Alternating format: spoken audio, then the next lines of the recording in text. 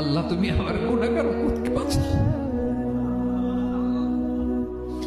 এই দুনিয়ার বুকে রব্বুল আলামিন সব নবীকে একটা করে দাওয়া মুস্তাজাবা দিয়েছেন, মানে যে দোয়া করলে কবুল হয়ে যায় সাথে সাথেই।